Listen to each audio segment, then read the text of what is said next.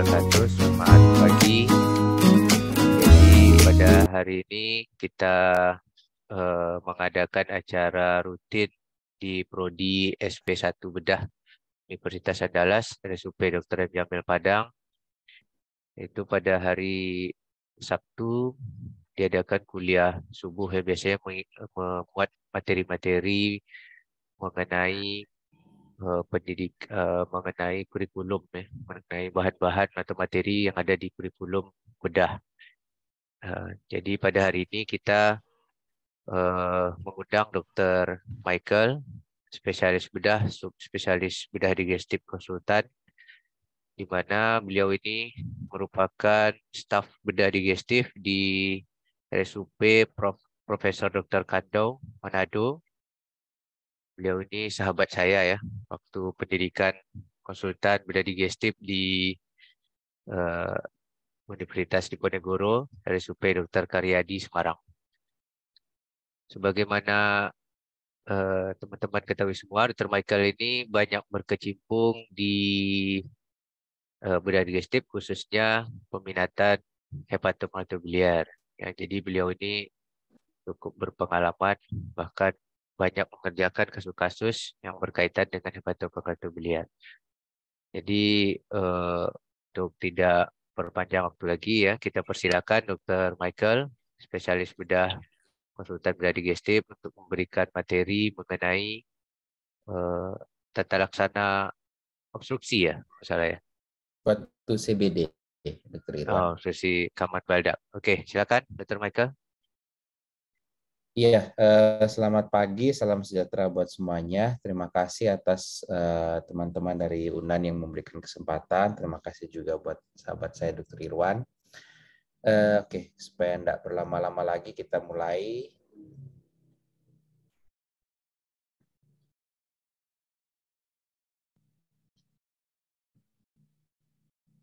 Bisa kelihatan slide saya? Bisa, Dok. Oke. Hari ini saya akan membawakan tentang update in management of CBD stone. Jadi batu CBD ini kan kita sudah banyak menemui kasusnya. Hari ini saya akan sharing sedikit tentang update di manajemen batu CBD itu. Jadi ini secara garis besar anatomi yang kita tahu dari biliary tree, ini left hepatic duct, right hepatic duct, gallbladder, ductus cysticus, mereka ketemu dengan common hepatic duct dengan menjadi common bile duct, ductus pancreaticus, bermuara di duodenum, pars 2. Ini kalau lebih detailnya lagi ada hepatocystic triangle, di dalamnya ada Callow triangle. Saya yakin sih semuanya sudah pada tahu ya. Jadi untuk tata laksana dari common bile duct stone atau batu CBD, ini ada beberapa guideline yang kami pakai untuk jadi acuan. Ini ada suatu guideline dari Inggris tentang tata laksana batu CBD. Pertanyaannya adalah kapan kita harus menginvestigasi atau melakukan treatment apabila kita mencurigai ada suatu batu CBD. Bagaimana sih kita mengidentifikasi pasien-pasien yang kecurigaan besar ada batu CBD-nya? Kalau kita melakukan tata laksananya per endoskopik atau mungkin kita lebih kenal secara ERCP, apa sih yang harus kita lakukan untuk meningkatkan tingkat keberhasilannya dan meminimalisasi resikonya? Kalau peran pembedahan bagaimana di batu CBD itu? Untuk batu CBD yang sulit dilakukan treatment atau kita kenal dengan istilah difficult CBD stone, itu tata laksananya opsinya apa saja? Bagaimana batu CBD harus dilakukan tata laksananya pada clinical setting. Jadi apabila kita datang pasiennya di poli, itu kita harus lakukan apa? Ini ada tata laksana dari manajemen dari batu CBD. Jadi untuk pasien dengan kecurigaan batu CBD, diagnostik awalnya itu USG abdomen cukup, begitu juga dengan pemeriksaan liver function test. MRCP dan EUS juga direkomendasikan untuk tes yang akurat untuk mengidentifikasi batu CBD pada pasien dengan tingkat kecurigaan yang intermediate. Ada beberapa faktor yang kita lebih memilih EUS daripada MRCP, yaitu apabila pasiennya ada intracranial metallic clips, ada cardiac pacemaker, ada mechanical heart valve, dan claustrophobia atau morbid obesity, ya kita memilih EUS. Sedangkan faktor-faktor yang kita lebih baik memilih MRCP daripada EUS adalah ketersediaannya cenderung lebih umum ya daripada EUS itu sendiri. Dia juga minimal invasif, jadi pasiennya tanpa sedasi, bukan suatu prosedur tindakan yang invasif atau operasi. Dia bisa memberikan gambaran intrahepatic ducts, dari secara cost-nya juga lebih murah. Apabila ada pasien-pasien dengan anatomi gaster atau duodenum yang sudah berubah, bisa dilakukan bypass atau reseksi, tentunya MRCP lebih gampang untuk melihat ada batu CBD atau tidak. Ini dari sini algoritmanya, ini yang penting untuk kita semua ketahui, terutama teman-teman residen. Apabila ada kita kecurigaan suatu batu CBD, kita periksa USG dan liver function test-nya. Dikatakan suatu low likelihood atau kemungkinannya rendah untuk batu CBD apabila keduanya itu normal. Kalau keduanya normal, kita pertimbangkan diagnosa yang lain.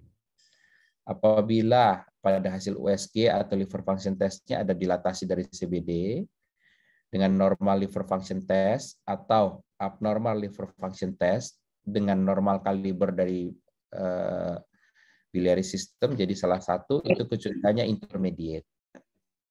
Apa yang harus kita lakukan kalau ada kecurigaan intermediate?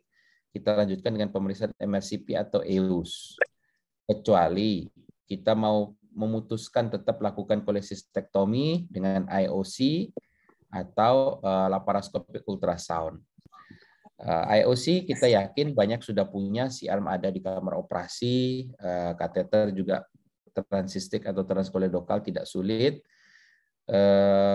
LUS yang kita tidak punya, laparoskopik ultrasound. Saya tidak tahu kalau di UNAN sudah ada, tapi kayaknya untuk di Indonesia pemerataan LUS belum banyak. Apabila kita ada kecurigaan yang tinggi batu CBD, dua-duanya positif. Jadi biliary systemnya melebar, liver function test-nya juga tinggi. Ada pasien-pasien yang dari pemeriksaan kelihatan batu CBD-nya, dia ada tanda-tanda kolangitis, nyeri, dilatasi ductus, dan jaundice. Nah, apa yang harus kita lakukan? Di sini disebutkan further imaging, jadi pemeriksaan radiologi yang lebih lanjut tidak dibutuhkan secara rutin. Tetapi CT scan disarankan apabila ada differential diagnosis berupa suatu keganasan yang diharapkan itu operable. Jadi kalau memang pasien sudah ikterus, berdasarkan kaitan ini tidak wajib untuk dilakukan further imaging.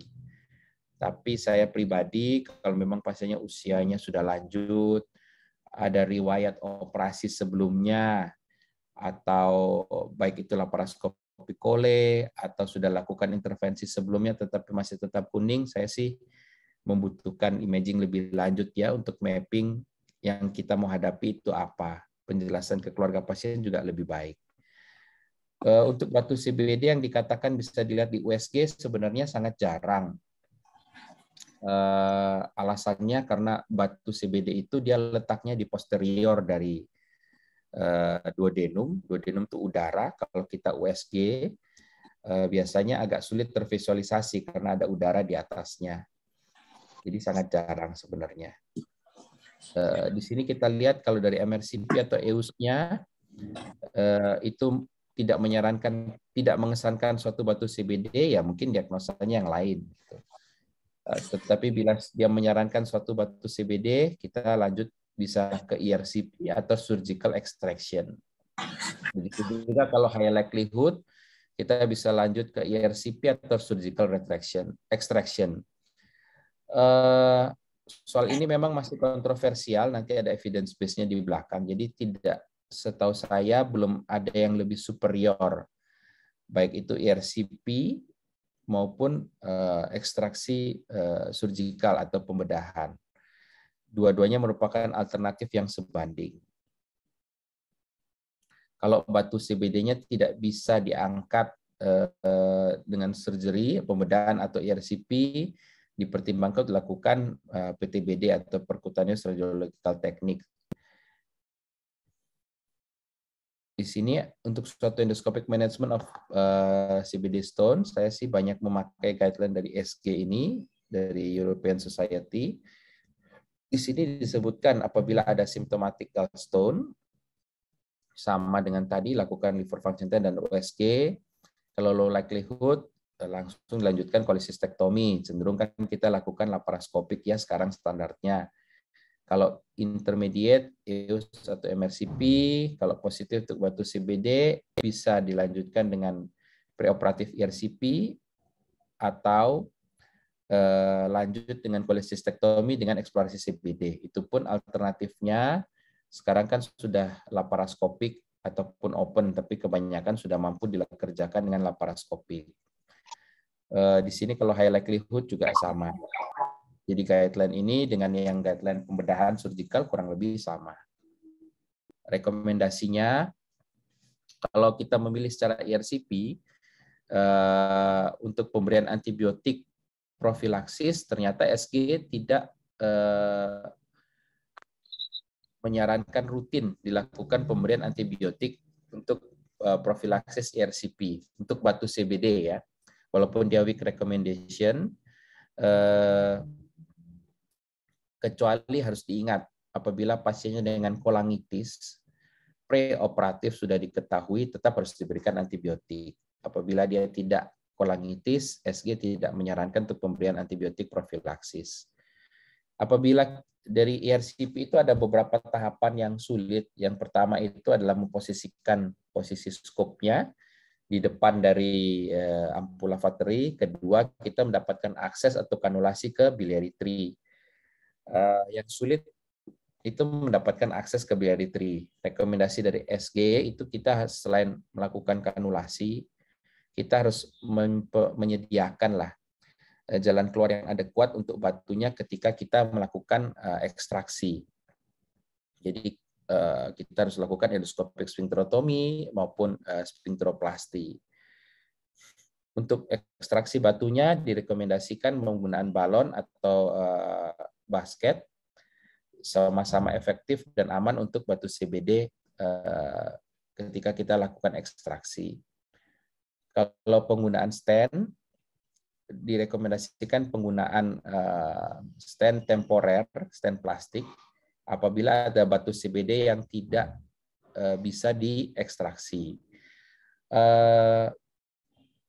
Ini rasionalisasinya dari evidence base-nya, ternyata penempatan stent di dalam CBD ketika kita tidak berhasil mengambil batunya memang tidak 100%, tapi dari evidence base-nya menyatakan itu bisa membuat batunya lebih mengecil atau hancur karena tertekan antara stent batu dengan CBD-nya. Jadi ada beberapa, jangan heran kalau ada beberapa teman penyakit dalam yang walaupun dia tidak berhasil mengekstraksi batunya, dia taruh stent, di ERCP lagi berulang sampai dia berhasil. Rasionalisasinya itu dia memilih dari sini, walaupun itu tidak 100% ya. Agak berbeda dengan kita dokter bedah yang melakukan ERCP, kalau kita tidak berhasil, tetap saya pribadi melakukan pemasangan stent. Tujuannya untuk mengurangi resiko kolangitis yang kita lakukan dengan instrumentasi berulang. Tetap untuk definitifnya ya kita rencanakan untuk operasi baik itu LCBDE maupun open eksplorasi CBD apabila LCBD-nya gagal. Untuk penggantian stent atau abstennya itu kurang lebih 3-6 bulan untuk mengurangi resiko infeksi. Saya pribadi kurang lebih 3 bulan pasiennya disarankan untuk ganti. Mungkin untuk teman-teman residen jangan lupa apabila konsulennya lakukan ERCP sebelum pasiennya pulang, apabila pasang stent diedukasi untuk diganti. Kadang-kadang sudah kelewatan, ada 1 atau 2 kasus yang datang sudah setahun. karena tidak diedukasi, itu stennya sudah membatu, sulit sekali untuk ditarik. Untuk batu CBD yang tidak bisa diekstraksi atau incomplete, masih tertinggal, ada yang tertinggal, SG tidak merekomendasikan untuk penggunaan definitive biliary stenting. Dalam hal ini penggunaan SEMS, self-expanding metal stent, dia tidak menyarankan. Tetap sarannya ya batunya harus dikeluarkan. Kalau mau taruh stent yang temporer, yang plastik.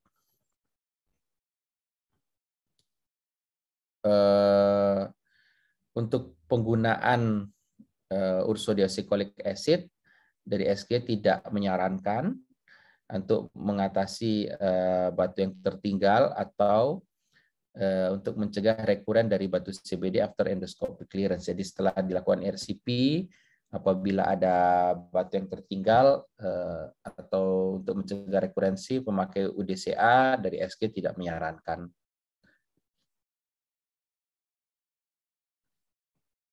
Untuk batu CBD yang sulit, ini ada beberapa kriteria. Dari diameternya itu lebih dari 1,5 cm. Di sini kita lihat sebagai contoh yang di tempat kami, ini ada batu yang besar sekali, jumlahnya ada juga yang banyak, multiple, bentuknya ada yang tidak umum, barrel shape, atau lokasinya di intrahepatik atau cystic duct, dan juga faktor anatomi lain, misalnya narrowing of the bile duct distal to the stone. Jadi contoh seperti ini, penyempitan dari CBD distalnya, ada sigmoid shape CBD, impaksi batu di bawah, atau distal CBD-nya ini panjangnya pendek, dia tidak terlalu panjang, atau angulasi dari distal CBD kurang dari 135 derajat. Contohnya seperti ini kan yang batu yang besar, ini multiple dari batu CBD, dengan ini tapering dari distal CBD-nya, menyempit, ini juga tidak sesuai, ukuran batunya besar, bawahnya sempit sekali. Ini termasuk dalam kategori difficult CBD stone. Nah, apa yang harus kita lakukan kalau ada batu CBD yang sulit? Pertama-tama ya kita tentukan kriterianya dulu. Kalau dia tidak masuk dalam kriteria di atas, kita bisa lakukan sphincterotomy standar. Jadi saya yakin Dr. Irwan sudah sering melakukan, teman-teman residen di UNAN sudah sering melihat. Jadi sphincternya dibuka, kemudian kita lakukan ekstraksi dengan balon atau basket. Pada umumnya sih kita lebih sering pakai balon ya. Untuk batu CBD yang sulit masuk dalam kategori tadi, biasanya kita kalau lakukan ekstraksi dengan sphincterotomy dan balon atau basket yang umum, diprediksi akan gagal. Nah, kalau kita gagal, kita mau lakukan apa gitu? Lini pertamanya itu limited sphincterotomy, jadi kita lakukan sphincterotomy tetapi tidak maksimal. Batasannya itu seluruh ampula vateri itu ada T-fold-nya, jadi di atasnya itu ada lipatan dengan mukosa duodenumnya, batasannya sampai situ. Kalau limited, ya tidak sampai situ. Tetapi kita lakukan tambahannya EPLBD. Jadi EPLBD ini endoscopic papillary balloon, large balloon dilatasi, ada yang bilang juga cuman EPBD. Itu sphincteroplasty. Jadi ampula vaterinya kita dilatasi dengan balon dilator sehingga dia membesar. Nah, kalau tahapan pertama, pilihan pertama itu sesi yang sama. Jadi limited ES atau endoscopic sphincterotomy dengan EPLBD di sesi yang sama. Kalau alternatif lain di sesi yang berbeda. Jadi sebelumnya lakukan sphincterotomy, tidak berhasil, terus masuk lagi di EPLBD. Apabila lini pertamanya itu kita gagal, failed extraction, kita harus mempertimbangkan kalau memang masih mau melakukan RCP lagi, kasus berikutnya, kita lakukan mechanical lithotripsy, baik dengan kolangioskopi assisted ataupun ESWL. Mechanical lithotripsy ini kita hancurkan pakai alat khusus namanya mechanical lithotriptor. Dia seperti basket, kemudian di belakangnya ada pemutarnya. Jadi batunya dipegang di dalam basket, kemudian diputar, itu akan hancur. Atau kolangioskopi assisted ini, kalau alat yang beredar di Indonesia yang saya tahu namanya Spyglass. Jadi seperti koledoskop, tetapi ini kolangioskopnya atau koledoskopnya itu masuk per endoskopik. Di dalamnya kita bisa hancurkan Batunya itu memakai laser holmium yang seperti dipakai teman-teman di urologi, ataupun memakai elektrohidrolik, jadi pakai tekanan hidrolik yang menggunakan air ya, tekanan air hidrolik, atau dilakukan ESWL. ESWL ini kontroversial, saya pribadi belum pernah memakai di tempat kami, saya nggak tahu kalau di teman-teman di UNAN bagaimana. Tetapi secara teori memang bisa menghancurkan batu, sama seperti batu-batu di ginjal. Tetapi resiko tingkat keberhasilannya setinggi apa, berapa persen, saya juga belum tahu pasti. Tetapi yang saya pernah baca terkait dengan itu adalah tingkat komplikasinya. Komplikasinya lumayan tinggi, 9-35,7%. Terkait dengan kolangitis, pankreatitis, karena serpian batu yang hancur itu cenderung tidak bisa keluar atau nyasar di common channel atau ductus pankreaticus sehingga menyebabkan pankreatitis. Begitu juga dengan area tembakannya itu, dia tidak bisa spesifik di satu titik, dia agak menyebar, bisa menimbulkan hemorrhage atau perdarahan dari organ-organ sekitarnya juga. Apabila itu semua gagal dan prosedur lain tidak tersedia secara langsung, kita bisa lakukan pemasangan stent secara temporer, kita bisa rujuk atau dipertimbangkan pembedahan. Nah, kalau kita dokter bedah, tergantung. Kalau yang dari mechanical lithotripsy dan lain-lain ini, kita mau main atau enggak. Cenderung biasanya sudah dari limited ES ini sudah tidak berhasil, langsung ke pembedahan. Itu semuanya alternatif yang dibenarkan. Jadi ini guideline apabila kita memutuskan memilih endoskopik sebagai tata laksana. Apabila kita memutuskan surgical sebagai tata laksana itu berbeda. Tidak memakai guideline ini dan itu sah, tidak ada masalah. Sampai sini mungkin paham ya. Rekomendasinya apabila kita lakukan tata laksana pre-endoskopik, jadi cenderung dilakukan limited sphincterotomy dengan EPLBD sebagai first line approach. Pada kenyataannya, limited sphincterotomy ini itu terjadi juga pada saya. Kebanyakan untuk dokter bedah yang melakukan atau endoskopis yang melakukan ini pada difficult CVD stone, dia tidak limited sphincterotomy. Justru cenderung sphincterotominya maksimal karena selalu berusaha mencoba mengekstraksi batunya dulu. Dan kalau gagal baru EPLBD. Jadi kalau pada kenyataannya hampir semua endoskopi melakukan sphincterotominya maksimal, buka sebesar mungkin, baru dilakukan EPLBD. Untuk EPLBD sendiri, tanpa dilakukan tanpa dilakukan sphincterotomi, itu juga tidak disarankan. Jadi ini prinsipnya sama seperti mungkin maaf teman-teman objin dengan partus provaginamnya.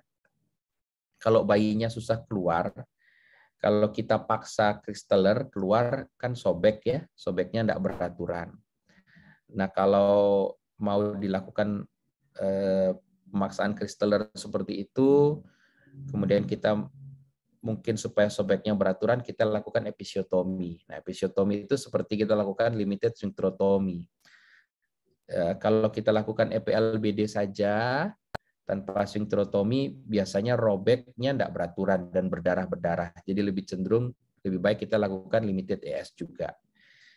Untuk mechanical lithotripsy,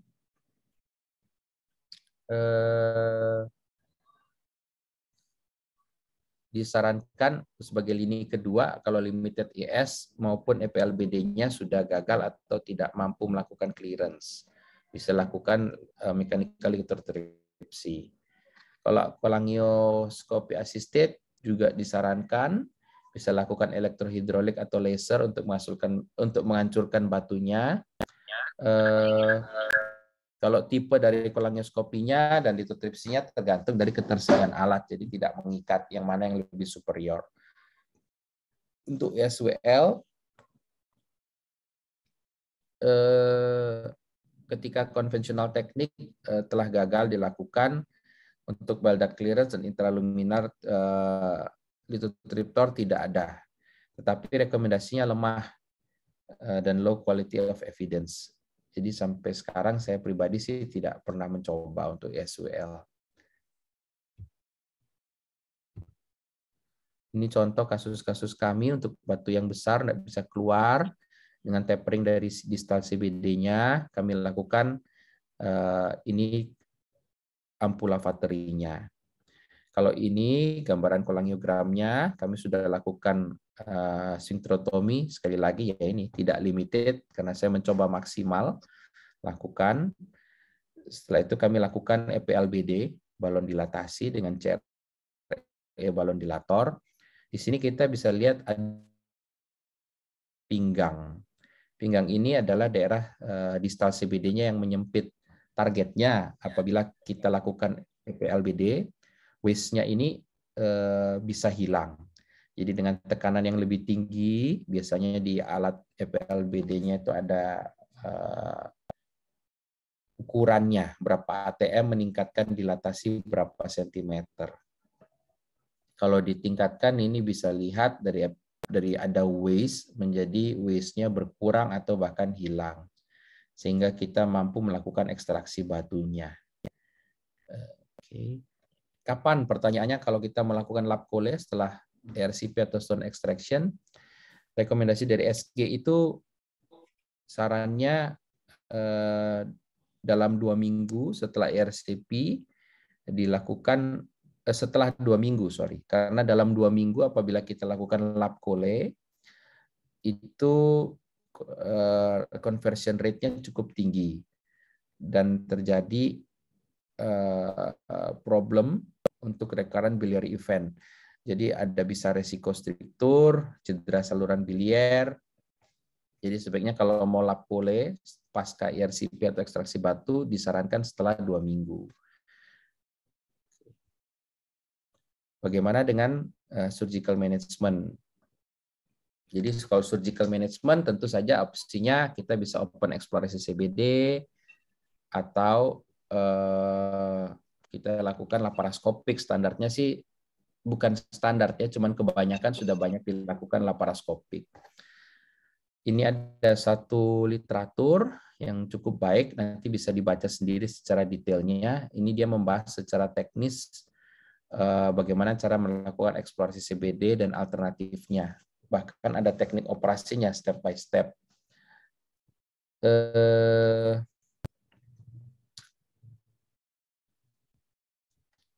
Ini di sini menjelaskan kalau dibandingkan apple to apple, jadi RCP dengan pembedahan eksplorasi CBD itu sama-sama baik, tetapi secara cost effectiveness itu memang laparoskopik lebih unggul, CBDE lebih unggul karena dia single stage prosedur, jadi satu kali dilakukan. Kalau RCP ada prosedur susulannya itu lap kole, jadi 2 kali operasi.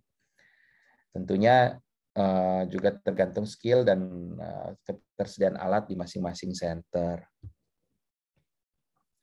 Untuk melakukan eksplorasi CBD itu kita bisa lakukan transistik atau transduktal. Kalau transistik ini masuknya lewat ductus cysticusnya. Kalau transduktal ini kita lewat CBD-nya. Kita lakukan insisi kemudian masukkan alat. Kapan sih kita milih transistik? Kapan kita milih transduktal? Apabila ductus cysticusnya tidak berkelok-kelok. Posisinya di sebelah kanan dari CBD. Ukuran batu CBD-nya kurang dari 1 cm. Diameter cystic duct-nya lebih dari 4 mili. Batu distal dari ductus cysticus atau dari distal dari CBD junction. CBD-nya kurang dari 8 mili diameternya.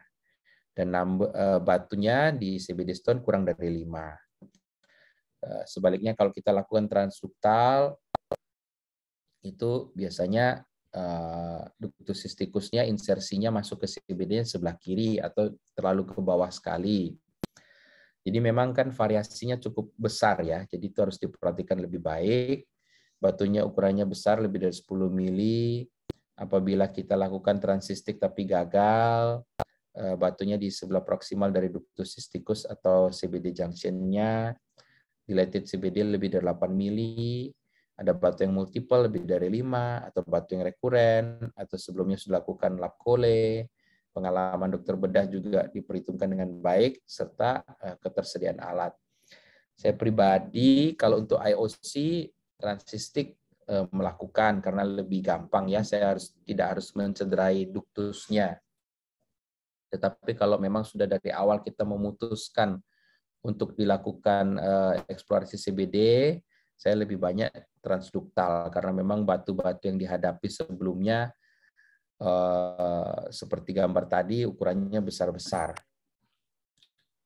Ini ada detail teknis operasinya, saya tidak akan menjelaskan, tapi silahkan nanti kalau mau dibaca, ini kan juga direkord, bisa dilihat. Ini juga teknisnya LCBDE. Mungkin sekedar mau sharing aja kalau dari tahapan open ya. Kalau mungkin teman-teman bedah umum, saya tidak tahu masalah kompetensinya bagaimana. Untuk LCBDE kayaknya kok masih belum ada. Tapi misalnya kita memutuskan untuk open, jangan lupa apabila kita masuk, kita kan harus mempalpasi atau meraba keseluruhan dari CBD. Jadi CBD itu ada secara garis besar dibagi dari supraduodenal sama retroduodenal. Jadi kalau kita mau merambah keseluruhan CBD-nya, mempalpasi, jangan lupa pasiennya harus dilakukan coher maneuver. Jadi harus dibebaskan walaupun tidak perlu ekstensif coher ya. Jadi duodenumnya dibebaskan dari peritoneal refleksinya sehingga bisa dirotasi ke medial. Tangan kita bisa masuk di retroduodenal untuk meraba ada batu atau tidak. Itu salah satu tahapan yang penting. Kemudian sebelum kita lakukan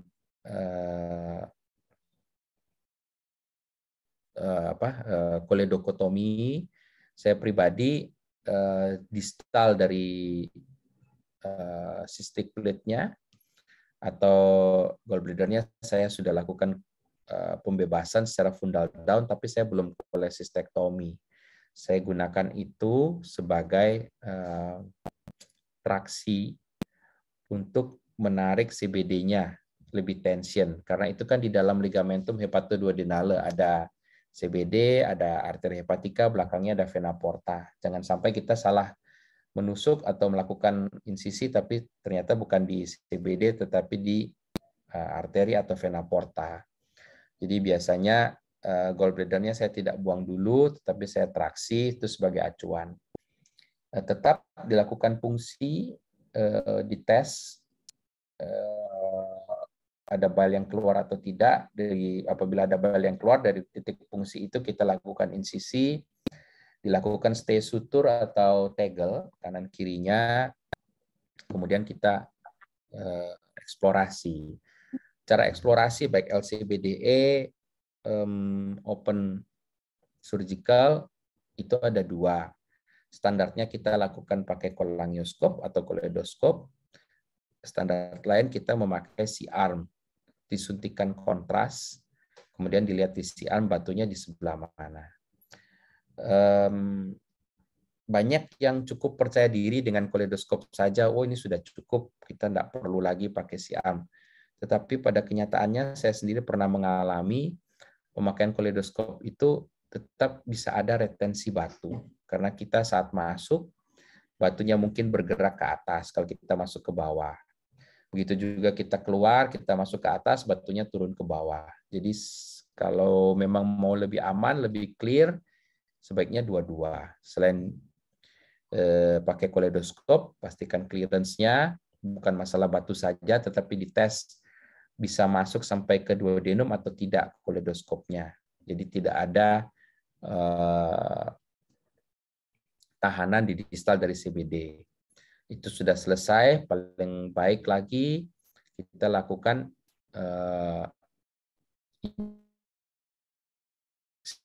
dari kontras, kemudian dicek dengan C-arm masih ada batu yang tertinggal atau enggak. Karena itu di persyaratan sini di awal ada yang bilang OK-nya disarankan OK yang sudah hybrid atau tersedia kemampuan untuk radiologi. Oke. Ini tahapan eksplorasi CBD, mungkin tadi sudah dijelaskan dengan singkat. Di sini ditulis juga gunakan pediatric needle untuk kolangiogram before ductotomy, itu juga bisa. Kemudian kita lakukan choledoskopi, extract stone under direct vision.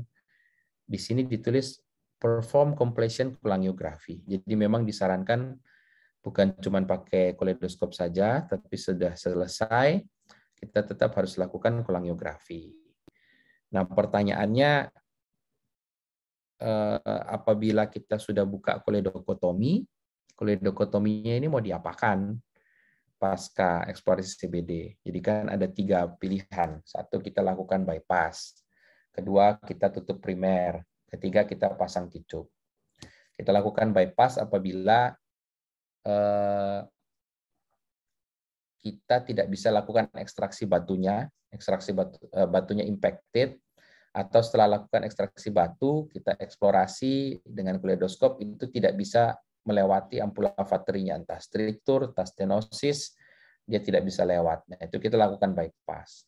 Bypassnya ada 2, bisa koledoko duodenostomi atau koledoko jejunostomi. Kalau koledoko duodenostomi, kalau kita mau bikin bypass, jangan terlalu ke proksimal sambungnya. Harapannya dia agak ke distal dengan CBD-nya sehingga mencegah SAM syndrome. Kalau lakukan koledoko jejunostomi, sebaiknya sarannya kalau saya pribadi secara Roux-en-Y atau bisa juga secara loop, tetapi di bawahnya harus dipasang brown anastomosis atau anastomosis jejuno-jejunal side to side.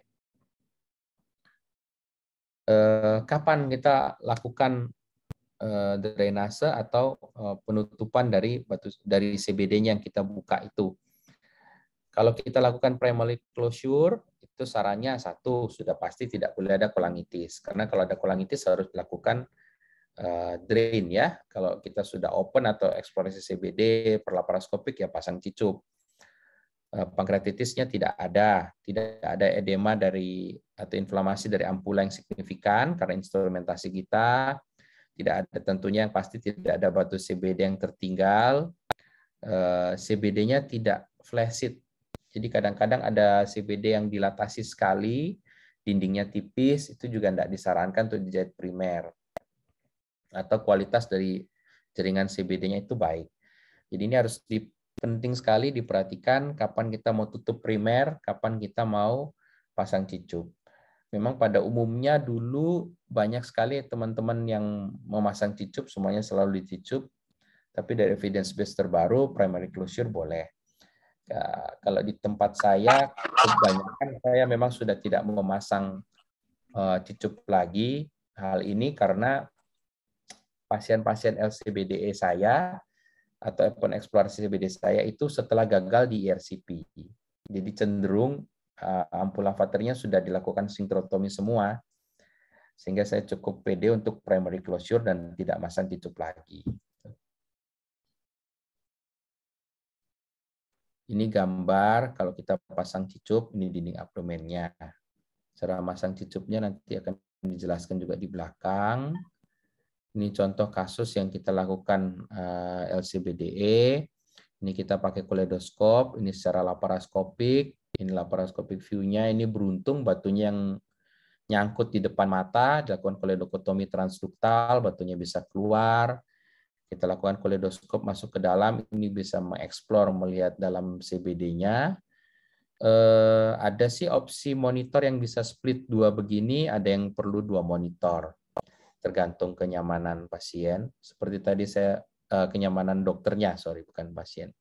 Seperti tadi yang dijelaskan, kebanyakan LCBD saya setelah ERCP-nya gagal, ini stand-nya yang dilakukan dari RCP sebelumnya, ini batu CBD-nya. Cukup banyak, ini difficult CBD stone. Ini kasus lain yang batu CBD tidak bisa diekstraksi. Ini stand sebelumnya, ada stand-nya.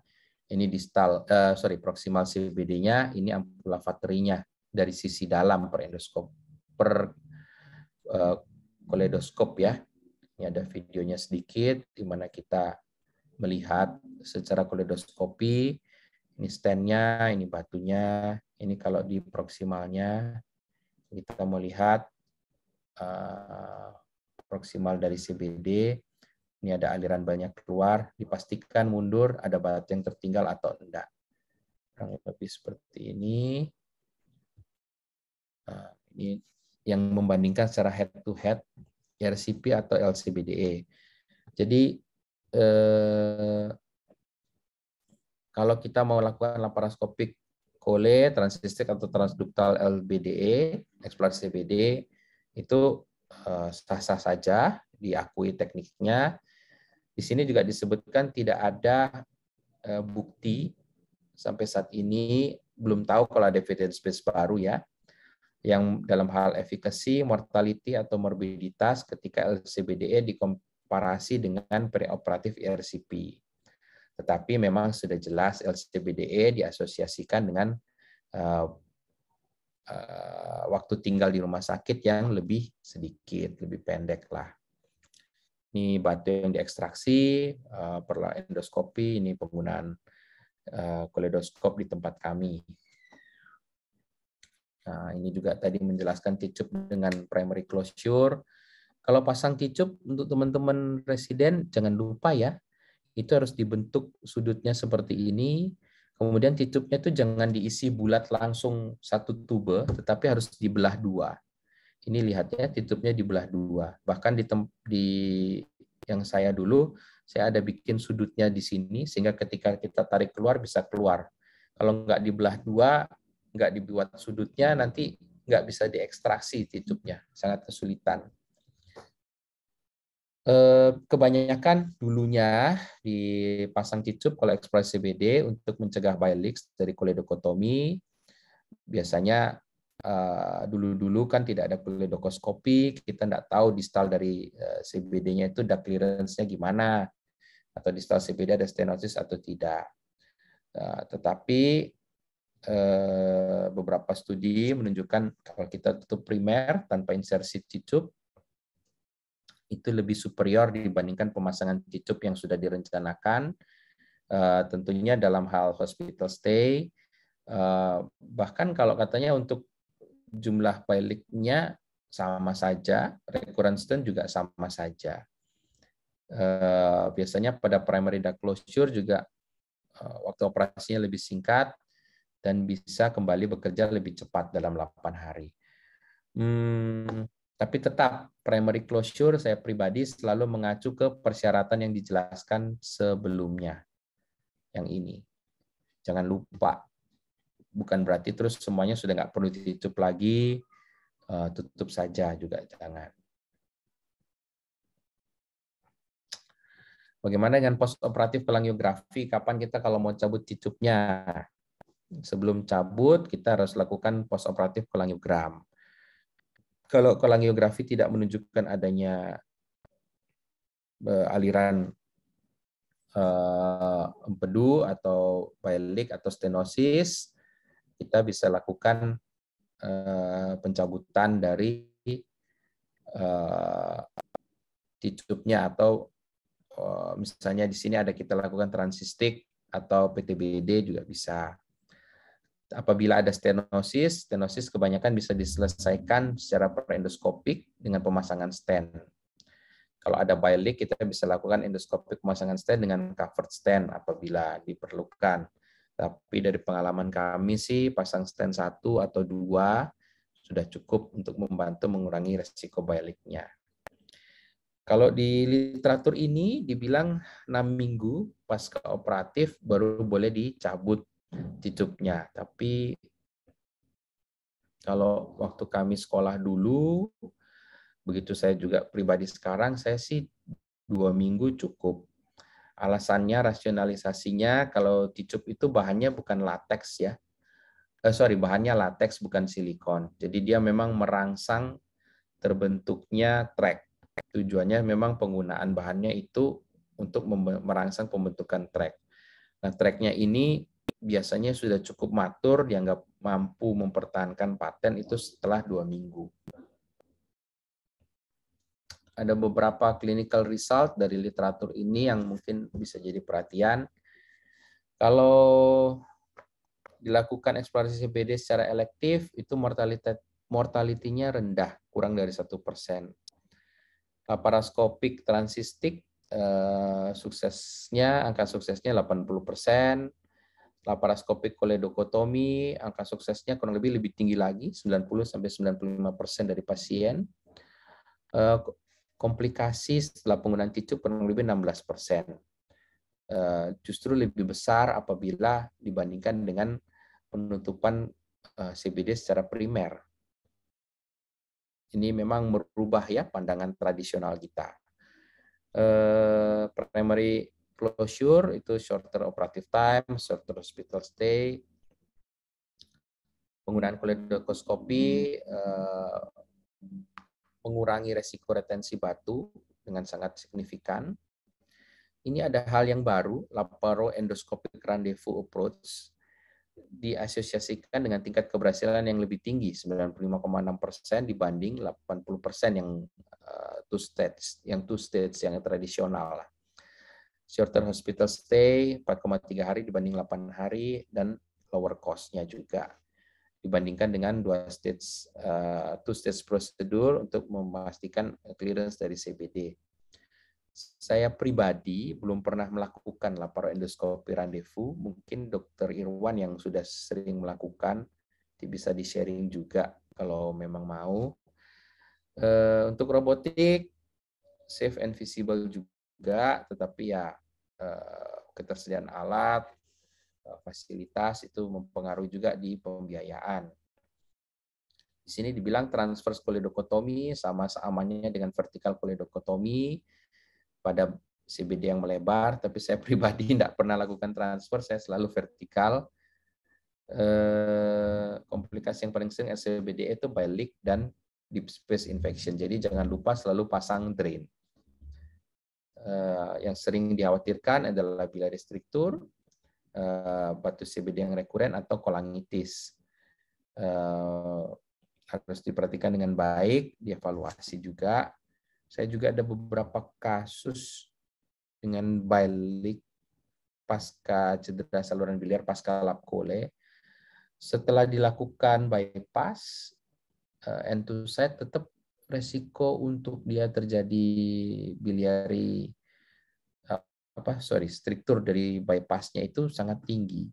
Itu memang memusingkan. Jadi sekali lagi kalau teman-teman residen atau PPDS nanti jadi bedah umum mau bikin lap chole boleh, tapi harus benar-benar dikejar lah jam terbangnya, prinsip-prinsip keamanannya itu diperhatikan, jangan sampai menimbulkan cedera saluran biliar. Kalau laparoskopik APP misalnya sial lah terjadi cedera di sekum, ya kita masuk buka jahit sekumnya selesai.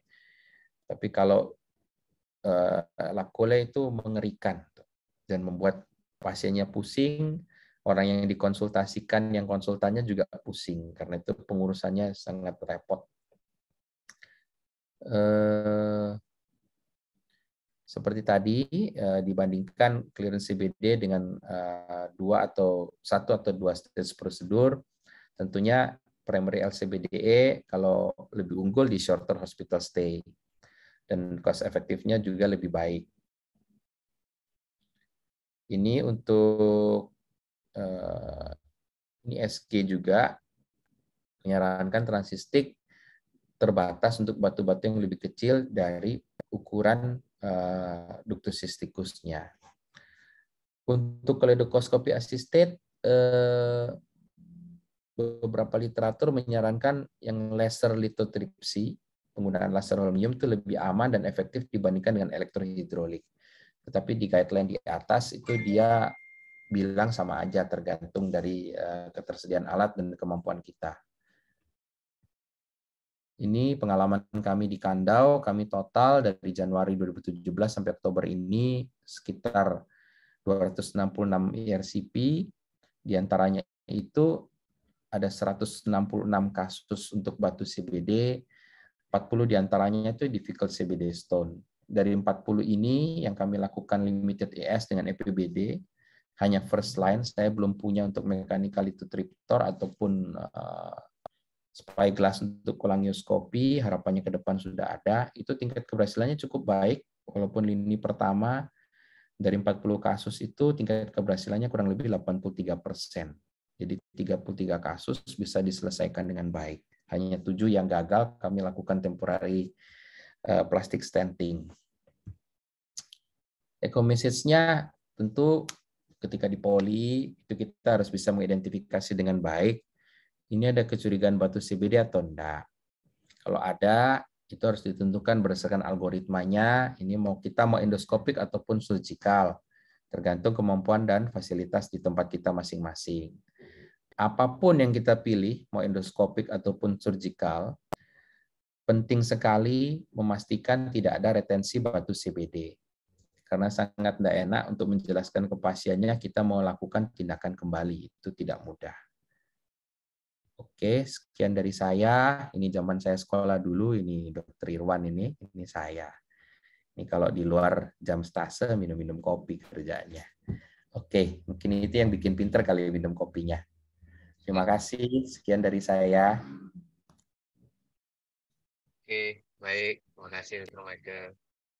Saya ada ya fotonya, minum kopi bareng Bang Diki ya. Iya. Mungkin ada Oke, baik. pertanyaan dari Ya, teman-teman, silakan.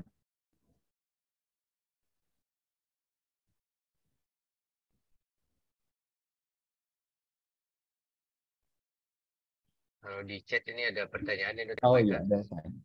Ya, dari siapa ini, Dr. Nathan ya. Untuk pasca rekonstruksi biliar, apakah perlu kita lakukan pemasangan akses port untuk akses endoskopi, evaluasi ke depan bila terjadi stenosis pada sambungan rekonstruksi? Ya, silakan Dr. Michael. Oh iya, ini mungkin maksudnya akses loop. Apabila kita mau lakukan misalnya untuk pencegahan lah, kalau kita lakukan Roux-en-Y, jadi salah satu limb Roux-nya itu ditempelkan ke dinding, kemudian kita lakukan marker di kulit bahwa di situ ada posisi dari loop yang ditempelkan. Memang kalau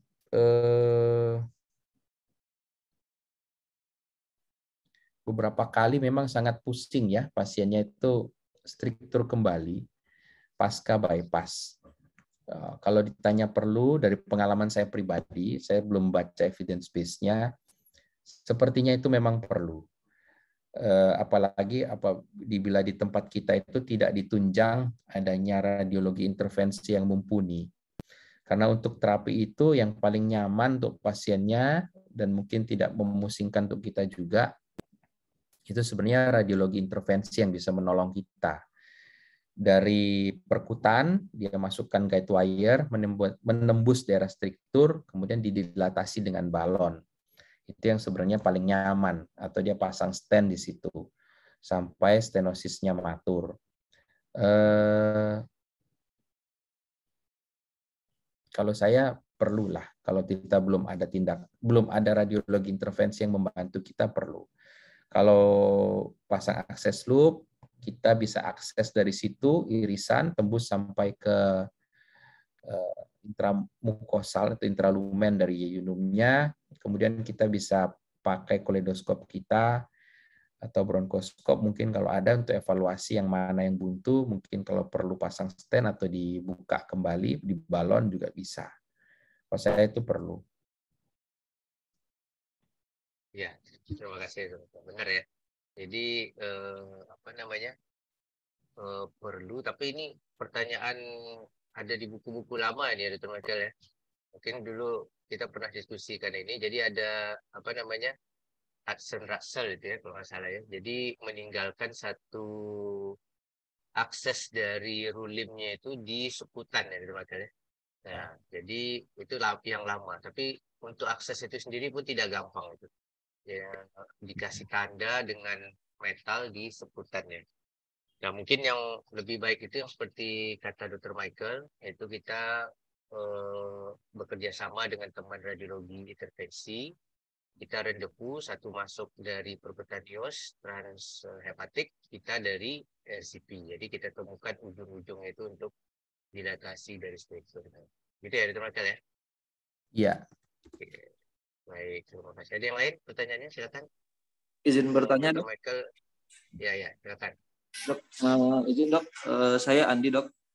Izin bertanya, untuk kasus-kasus batu CBD Dok, setelah pasien kita ERCP, lalu kita lanjutkan kolestesektomi, apakah kita perlu lakukan kolangiografi dulu Dok untuk memastikan tidak ada batu sisa atau bagaimana Dok? Ya, terima kasih Dok. Ya, kalau kasus itu secara evidence base-nya ya, pengalaman saya, tidak perlu. Tetapi apabila diperhatikan misalnya pasiennya ikterus kembali atau nyeri hebat kembali, itu liver function test-nya masih terganggu, kan itu kita ada jeda waktu ya, sebelum masuk operasi elektif lagi kan dicek lagi semuanya. Kalau itu masih ada, mungkin coba di-imaging kembali. Tetapi kalau itu tidak ada, kebanyakan dari evidence base-nya juga kami tidak menemukan kalau ada batu yang jatuh kembali. Tetapi bisa, bukan berarti tidak mungkin jatuh kembali. Teorinya batu CBD itu kan batu sekunder. Kalau masih ada batu di gallbladder-nya, resiko dia jatuh selalu ada, walaupun itu jatuh kembali ya, walaupun itu tidak besar ya. Kalau dari pengalaman saya belum pernah untungnya. Tetapi dari pengalaman guru saya, katanya ada yang jatuh seperti itu, ada. Ya, baik Dok, terima kasih Dok. Ya, terima kasih Dr. Michael. Dr. Andi, ini ada pertanyaan juga dari Dr. Patrick. Selain teknik dan surgical prosedur, secara sistemik, hal-hal apa yang perlu diperhatikan untuk mencegah terjadinya struktur, baik pre, intra, maupun post-operatif? Silakan, Dr. Michael. Kalau sepengetahuan saya, hal-hal sistemik, maksudnya ada obat khusus yang diberikan untuk profilaksis mencegah terjadinya struktur. Saya sendiri, setahu saya tidak ada.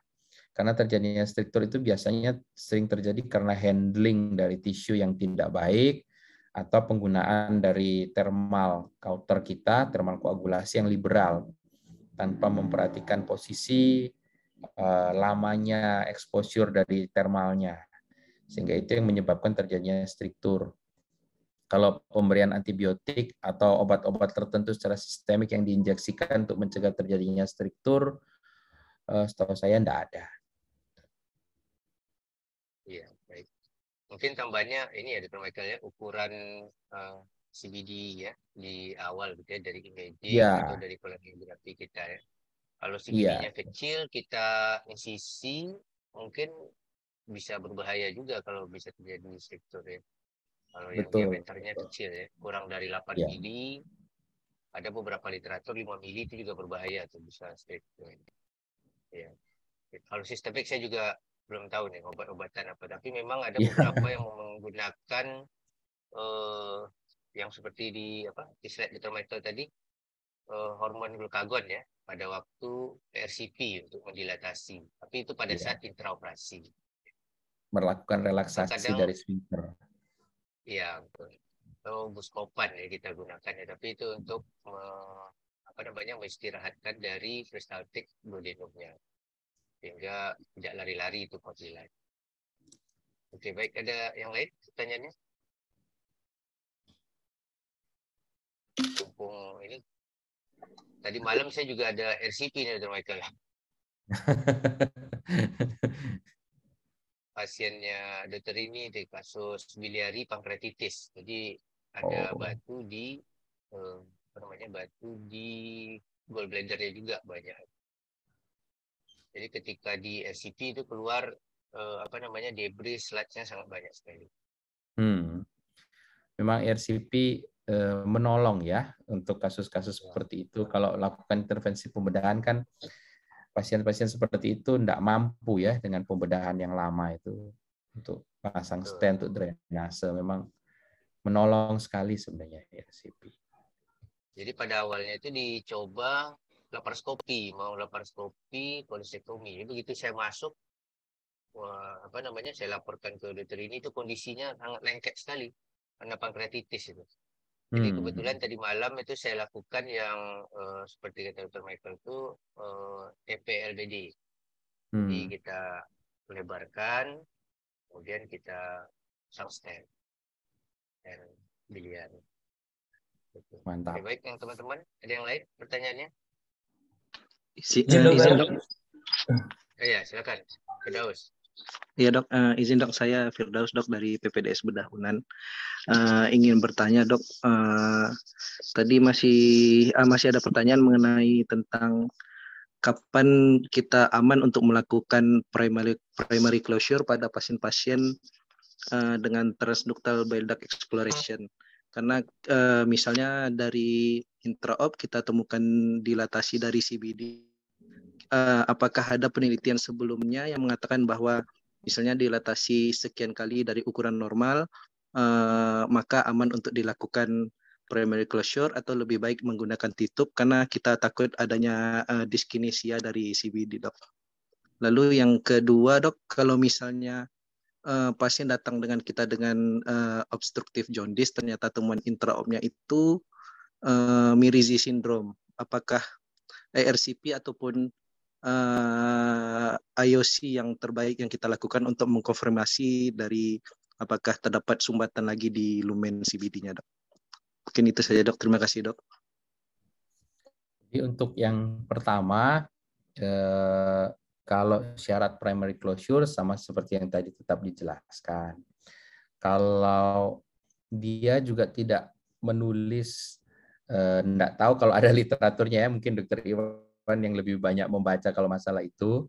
Tetapi sepengetahuan saya, dia cuma menulis flaccidity. Jadi kalau dia memang dilatasi sekali, jaringannya tipis, sebaiknya tidak dilakukan primary closure.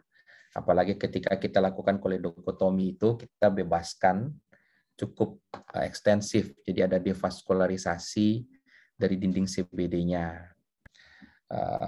CBD ini kan tidak ada aliran darah kan, ke CBD dari arteri spesifik itu kan tidak ada. Dia kan dapat aliran darah dari cabang kecil-kecil yang tidak kelihatan dari mata itu di antara periduktalnya. Kalau kita kupas bersih, memang kelihatan bagus. Tetapi apabila dia dindingnya tipis, itu resiko dia nekrosis bocor. Kalau yang ditanya kalibernya berapa kali besarnya, baru menimbulkan resiko bocor, saya belum pernah baca. Tetapi kalau itu flaccid atau kita lakukan devaskularisasi yang ekstensif, kalau kita jahit ada resiko dia bocor lebih besar, iya. Kalau tadi yang kedua masalah Mirizi syndrome ya. Kalau memang Mirizi syndrome ini ditemukan intraoperatif kan tadi ngomongnya ya. Berarti bayangan saya itu kita dapatnya per laparoskopik lah, kita dapat ternyata dia ini Mirizi syndrome. Mestinya pasien Mirizi itu ikerus kuning dia. Nah, kalau misalnya kita dapat intraoperatif, ya kalau saya tetap saya IOC. Memastikan lah apa memang benar cuman Mirizi aja. Karena Mirizi kan juga ada yang fistulasi, ada yang tidak fistulasi. Nah, itu kan harus dicek juga. Mungkin lebih aman kita lakukan IOC memang untuk memastikan tidak ada masalah. Supaya prosedur itu bisa selesai satu kali. Opsi lainnya ya kalau tidak mau boleh atau tidak ada fasilitas, lakole aja selesai. Pasca operatif dicek, lakukan MRCP untuk melihat struktur biliarnya. Kalau ada problem bisa di-refer untuk orang yang IRCP. Tapi kan jadi lebih lama ya, pasiennya tidak selesai tuntas. Sah-sah saja sih, cuman dibandingkan efektivitas, efikasi, cost, lebih baik untuk pasiennya kalau satu kali prosedur kan bisa selesai. Kalau saya IOC. Ya, terima kasih dok. Iya, makasih. Ada lagi yang lain? Assalamualaikum. Izin dok. Ya. Ingin bertanya dok. Terima kasih Dr. Michael. Saya ingin bertanya ya dok. Jadi kalau besok di saat kami sudah praktek terjadi bile duct injury, itu sebenarnya apa sih langkah awal yang harus kami lakukan jika intraoperatif terjadi bile duct injury saat kami melakukan kolesistektomi dok? Terima kasih dok. Oke, ini hal yang memang pertanyaannya yang bagus sekali karena ini terkait dengan kalian. Kalau satu pada waktu kita lab cole kan kita harus pegang prinsipnya critical view of safety dari Strasbourg. Kalau itu tidak bisa tercapai, kita harus lakukan assessment ulang. Satu, kita masih mau tetap lanjut lab cole dengan mungkin teknik yang berbeda, kita bisa fundal down, jadi bebaskan, kemudian kita parsial kolesistektomi, mau pakai endoloop boleh, mau dipotong, dijahit, terserah, boleh juga, tapi parsial. Kita tidak mendekati daerah junctionnya di bawah. Atau mau dikonversi open. Itu kan dua opsi. Apabila sudah terlanjur terjadi bile duct injury, satu, tidak boleh menutup mata. Kadang-kadang orang denial, oh ini nggak apa-apa ini, udah tutup aja. Kedua, kalau memang nggak denial, sudah melihat ini ada bile duct injury jelas, ya cari bile duct injury-nya dari mana. Kalau ada IOC, lihat yang bocor di sebelah mana. Kalau tidak, kalau kelihatan AFU, usahakan dijahit, pasang drain. Tergantung level bile duct injury-nya. Kalau cuma bile leak biasa, itu pasang drain, jahit, harapannya bisa sembuh, bisa menutup sendiri. Dari pengalaman saya bisa seperti itu. Tetapi kalau bile duct injury-nya total putus, ya kalau memang kira-kira sanggup menyelesaikan, masuk. Mau itu di open atau perlaparoskopi dijahit sambung lagi atau bypass lagi. Kalau tidak sanggup, konsul ke teman yang bisa membantu lah. Atau yang mungkin Dokter Irwan kalau di sana dikonsulin untuk membantu kalau terjadi bile duct injury. Karena secara psikologis orang yang melakukan itu walaupun dia sebenarnya mampu, tapi mungkin psikologisnya sudah terganggu ya. Sudah lemes duluan, wah saya sudah motong putus total. Jadi sebaiknya sih ada yang menemani lah, yang lain membantu untuk menyelesaikan itu. Jadi intinya satu, identifikasi dulu. Benar enggak saya bile duct injury? Kalau bile duct injury benar, kalau cuma bile leak, ya kalau ada alat IOC, konfirmasi bocornya dari mana. Kalau bisa jahit, pasang drain, tetap pasang drain. Produksi bile itu banyak. Jahitan kita tidak selalu kuat, kadang tetap ada bile leak. Tapi bisa menutup kalau pasang drain, pelan-pelan dia menutup. Kalau masih tidak menutup, masih bile leak terus, yaitu kita bisa IRCP, pasang stand untuk memastikan potensi ke bawahnya lancar, jadi tidak keluar lewat bile leak-nya. Kalau putus total, jangan menutup mata, diselesaikan, buka. Daripada pasiennya sudah kuning duluan, baru dikonsul ke itu, ya nanti jadi masalah lah. Kalau bisa diselesaikan, selesaikan.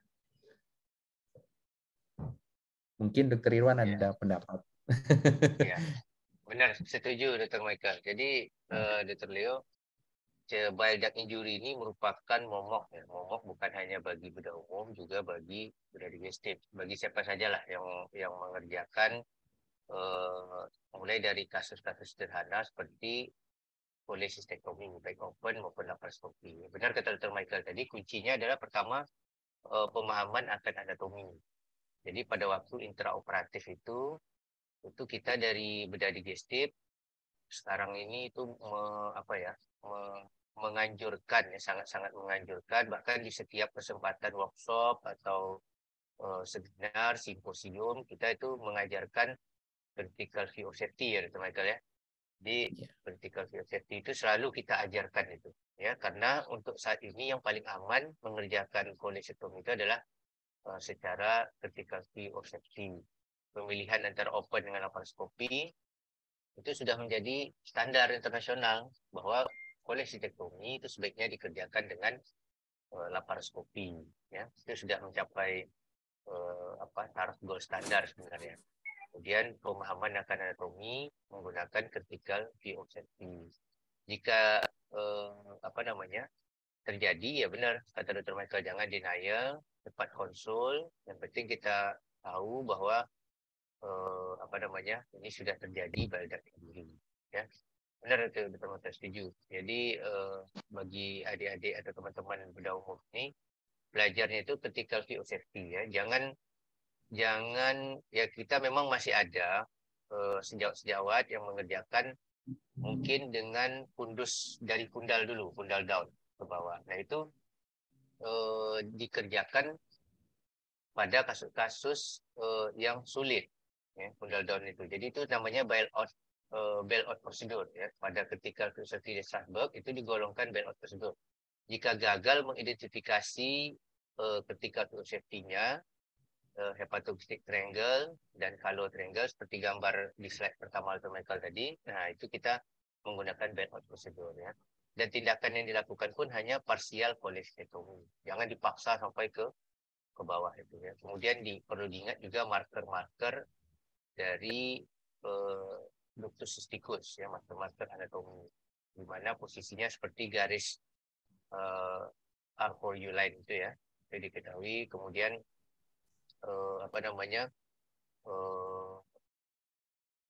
sulcus rufiar. Nah, itu belum penting sekali ya. Cuman walaupun tidak semua orang memiliki sulcus itu, tetapi banyak 40%. Baik. Ada lagi pertanyaannya? Ini Dr. Michael mau sepedaan lagi nih. Nah, mau operasi. Oh, operasi. Nggak sepedaan hari ini. Nah, mungkin ada yang menarik Dr. Michael ya. Iya. Seperti yang kita pernah diskusikan dengan guru kita dulu ya, Dr. Kun ya. Jadi itu masih jadi pertanyaan juga sampai sekarang. Apakah perlu kita memeriksa kadar bilirubin sebelum cholecystectomy? Ini kasusnya cholecystectomy saja. Kasus batu gallbladder, tapi perlu nggak melakukan pemeriksaan kadar bilirubin? Nah, gimana menurut Dr. Michael? Kalau saya masih periksa. Karena pada kenyataannya, sampai sekarang saya masih periksa. Pada kenyataannya ada pasien yang secara klinis dia itu tidak terus bilirubinnya tidak di atas 2. Fungsi hati ada sedikit terganggu di SGPT agak meningkat, tapi tidak sampai ratusan juga, puluhan. Dan memang itu ada batu itu. Kalau di screening lebih detail di MRCP ketemu memang tetap ada batu dia di CBD-nya. Kenyataannya masih begitu. Jadi kalau saya pribadi masih saya cek bilirubin sebelum operasi, plus mungkin secara mediko-legal lebih bisa dipertanggungjawabkan. Misalnya lah, kita nggak terdeteksi lah ya, terus pasca operasi pasiennya terus. Secara mediko-legal preoperatif itu bisa dipertanggungjawabkan karena kalau diperiksa laboratorium, kalau dilihat di mediko-legal ya kita sudah periksa dan itu enggak terus gitu. Mungkin seperti itu ya, beberapa kali ada kasus. Enggak tahu kalau Dr. Irwan gimana? Ya, benar-benar. Kalau saya juga, kalau saya lebih ke ininya Dr. mungkin safety teman-teman bedah umum nanti ya. Benar, mediko-legalnya satu yang utama, kemudian yang kedua mungkin kepentingan IOC ya Dr. Michael ya. Jadi kadang bilirubin itu 1,2 itu udah tinggi. Udah lebih dari normal. Nah, seperti slide-nya yang kemana tadi, yang guideline tadi, walaupun di situ bukan bilirubin ya, cuma SGT-SGPT ya yang itu dari GAT itu ya, Michael masalah ya. Iya. Nah, dari dekat itu jadi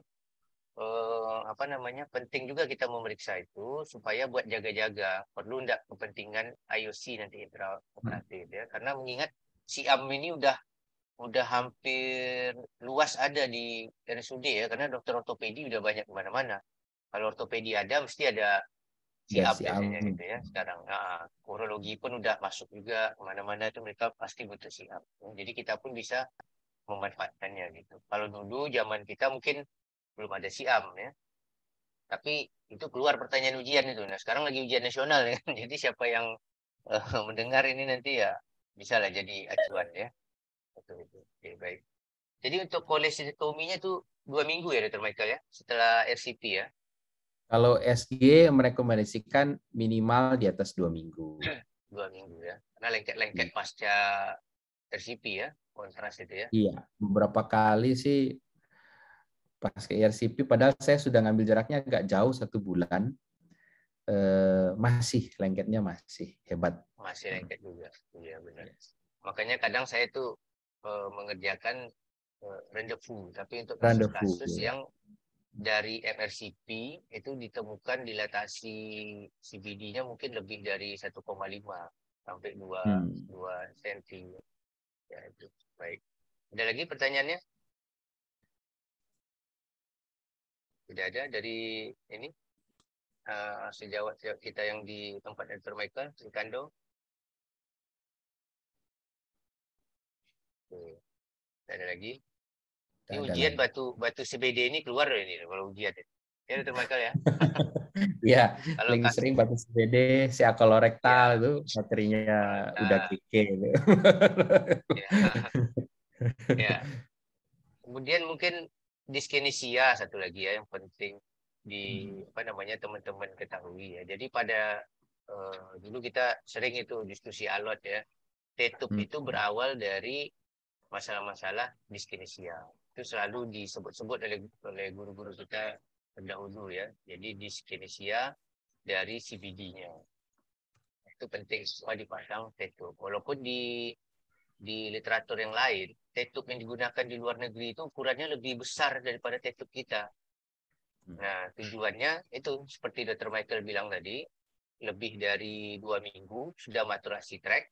Kalau ada batu, mereka masuk dari tracknya itu. Jadi mengeluarkan batu via TTUP track.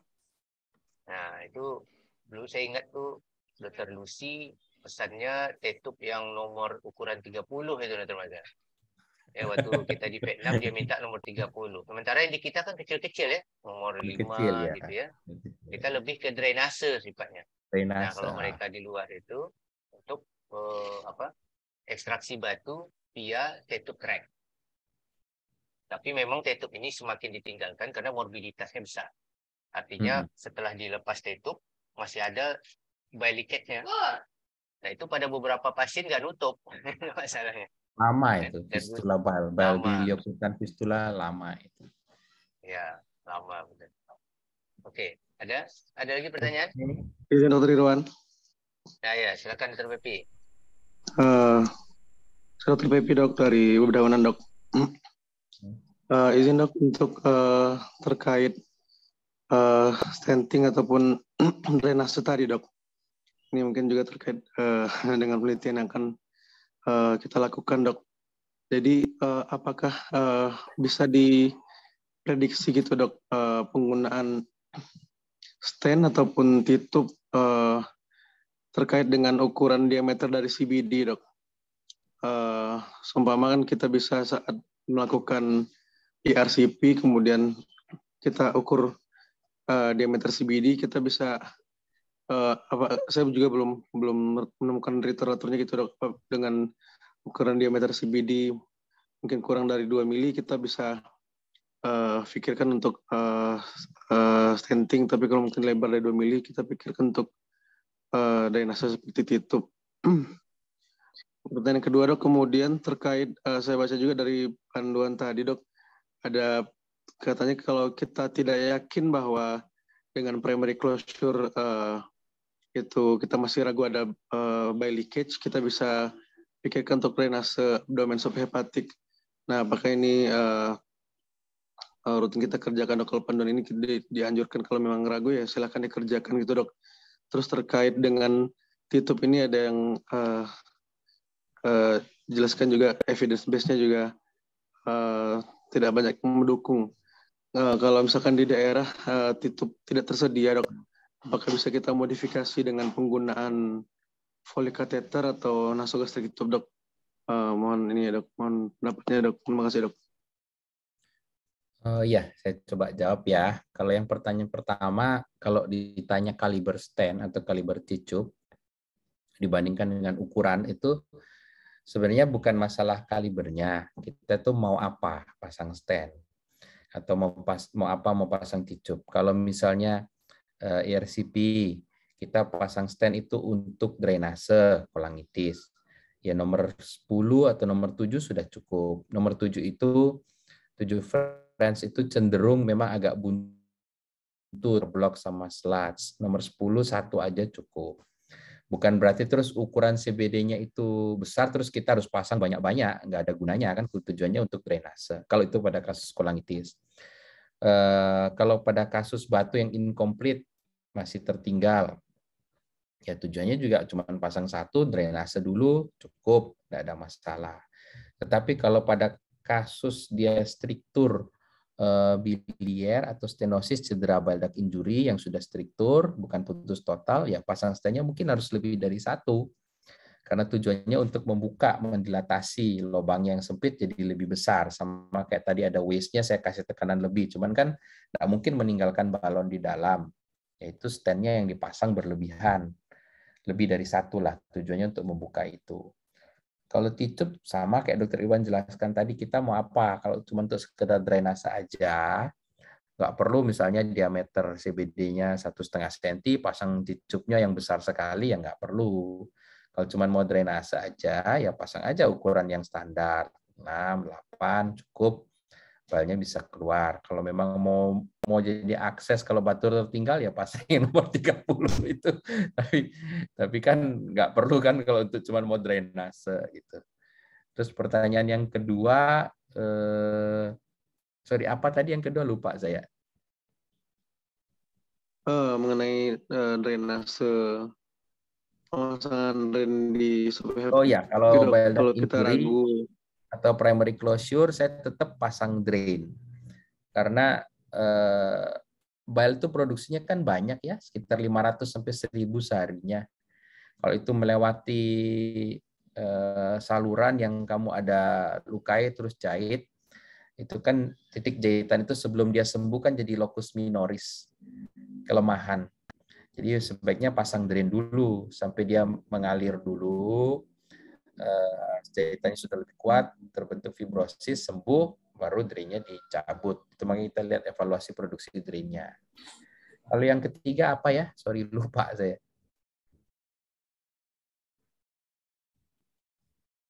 Sorry, masih di mute kayaknya. kalau di daerah kita yang mana cicup tidak tersedia dok dan kita harus pasang. Oh ya. Apakah kita bisa modifikasi Kalau dengan nasogastrik pemilihan atau penggantinya itu pakai Foley-kateter, jangan NGT. Foley-kateternya itu juga harus dibelah dua, terus dibikin seperti T. Walaupun lebih sulit, kalau ticup memang dari awalnya kan bentuknya T. Kalau itu kamu harus masukin, harus dibuka kanan kiri gitu. Kalau pakai NGT tidak disarankan, karena yang mau dicari sebenarnya pasang ticup itu kan materi lateksnya. Foley-kateter sama ticup dia sama kan materinya. Jangan pakai NGT yang tidak menimbulkan peradangan, justru dicari bahan yang menimbulkan peradangan untuk membentuk tracknya untuk drainase. Kalau NGT setelah 2 minggu kamu cabut tetap tidak terbentuk tracknya, bocor ya bocor dia ke dalam abdomen. Sarannya jangan pakai NGT, pakai Foley-kateter boleh. Siap dok, makasih dok. Ya. Ya, benar tuh Dr. Michael, setuju. Jadi jangan dimodifikasi ya Dr. Bepi ya. Tidak boleh. Makanya itu tidak bisa. Kadang NGT itu pernah kita coba itu lepas ya. Kita coba-coba awalnya aja coba-coba. Tapi memang dari segi bahan itu material nggak boleh. Material itu tidak boleh ada di dalam saluran biliar ya. Karena nanti itu menyebabkan reaksi inflamasi yang berlebihan, kolangitis, kemudian stuck itu susah dicabut itu. Jadi memang, jadi kalau untuk teman-teman ini bedah umum di luar itu, makanya nanti setelah tamat, seperti yang kita bicarakan dengan Dr. Michael tadi, perlu memeriksa SGT, SGPT, kemudian bilirubin. Ya. Perlu tidak saya melakukan eksplorasi CBD. Karena jujur saja, sebenarnya eksplorasi CBD ini mungkin belum belum direkomendasikan untuk dikerjakan oleh bedah umum ya. Jadi masih ini teman kalau kole itu boleh. Ya, jadi pemilihan prosedur dari awal yang paling penting. Oke? Ya, jadi mungkin kita cukup sampai di sini ya. Dr. Michael ada acara ini. Oke. Ya, nanti kalau ada pertanyaan kita kapan-kapan kita ini lagi. Oke, Dr. Michael, terima kasih. Oke, terima kasih banyak Dr. Irwan, teman-teman semua di Ya. Padang. Izin dok kalau boleh SP. foto bersama dulu dok. Oh, iya. boleh, boleh. Ya. Jadi Oh. sebentar, Dr. Anan, Dr. Rizky mewakili KPS mengucapkan terima kasih kepada Dr. Michael ya. Kemudian beliau ke Jakarta itu ada acara. Oke, kemudian mungkin kepada teman-teman residen yang di mana tadi di Kando ya. Nah ini dari Chief of the Chief di Unan itu menyampaikan jangan lupa juga melihat channel YouTube ya, channel YouTube Bedah Universitas Andalas. Di situ banyak materi-materi bedah yang bisa diikuti gitu. Ya, baik, terima kasih. Silakan Dr. Anan. Dok, mohon kepada rekan-rekan residen semuanya mohon on cam semua. Biar kita foto, silakan Handika dipimpin. Baik, untuk slide pertama kita ada 5 slide. Yang pertama 1, 2, 3.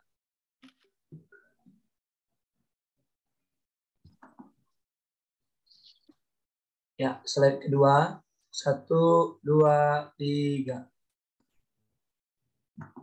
Slide ketiga 1, 2, 3. Slide keempat 1, 2, 3.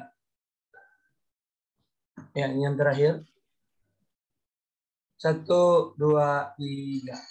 Ya, terima kasih semuanya. Baik, terima kasih Dr. Michael. Ya, terima kasih. Teman-teman PPDS dari Kando ya. Oke. Terima kasih juga teman-teman juga residen dari Padang yang ngajakin jadi kuliah. Oke? Oke, baik. Ya. Ya. Sukses selalu semuanya. Terima kasih. Izin live ya. Terima kasih Dr. Michael, terima kasih Bang Irwan. Terima kasih dokter.